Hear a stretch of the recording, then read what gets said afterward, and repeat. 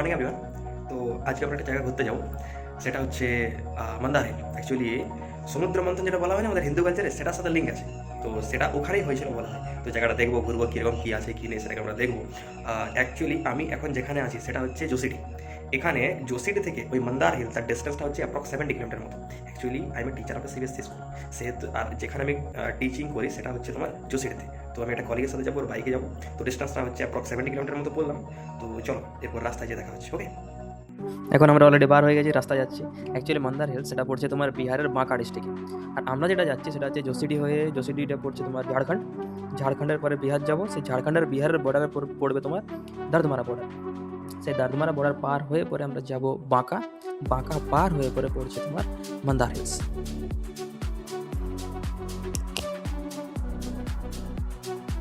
Finally we have reached here. দেখো এখানে সব থেকে আমার বেস্ট লাগছে যে এখানে যে জলাশয়ের মতো করা আছে এই জায়গাটা, আর এই জলাশয়ের মাঝে থেকে একটা ছোট্ট মন্দির বানানো আছে, এটা দেখতে দারুণ লাগছে, অসাধারণ। এখানে কি করে না, সবাই এখানে চান করে, তারপর ওই মন্দিরে যে পুজো দেয়, এটা দারুণ লাগছে দেখতে। এই সাইডে এসো, আরেকটা জিনিস দেখাচ্ছি, যে এখানে বলা হয় না যে তোমার সমুদ্র মন্থন হয়েছিল, তার একটা ছোট স্ট্যাচুর মতো করা আছে, স্ট্যাচুর মতো দেখো এখানে সুন্দরভাবে বানানো আছে।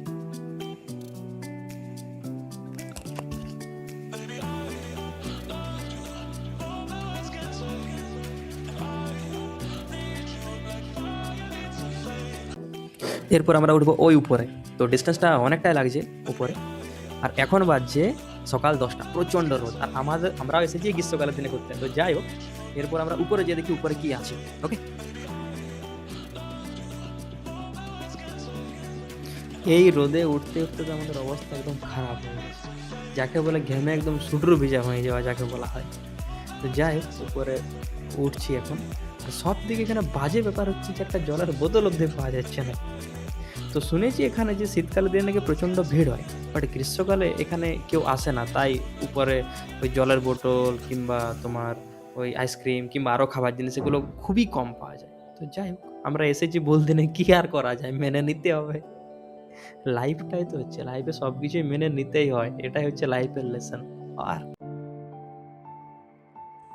দেখো এখানটা লেখা আছে Sitakunda, Sitakunda has been written over here, but জলটার দিকে তাকাও, অবস্থার থেকে জলের।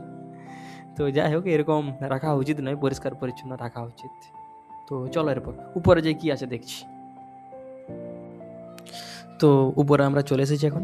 দেখো এখানে উপরে একদম টপে যেটা আছে সেটা জৈন মন্দির আছে, মন্দিরটা খুবই সুন্দর, আর ভেতরটা প্রচণ্ড ঠান্ডা, দারুণ।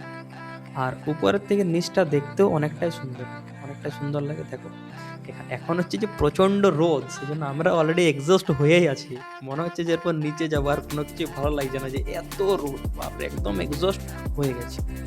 আরও একটা ইন্টারেস্টিং জিনিস, দেখো এখানে একটা রোপওয়ে আছে। তো রোপওয়ে তোমরা উঠতে পারো, আমরা উঠিনি, রোপওয়ে উঠি আর নামি, তাহলে ইন্টারেস্ট কোথায়।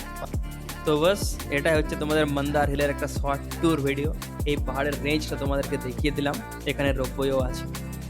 তো তোমরাও সময় পেলে ঘুরতে যাও কোথাও, ফ্যামিলির সাথে হোক কিংবা ফ্রেন্ডদের সাথে হোক, মেন্টাল স্ট্রেস থেকে বাঁচবে, এই আমাদের এত হ্যাকটিক লাইফ থেকে বাঁচবে, আর কিছু না।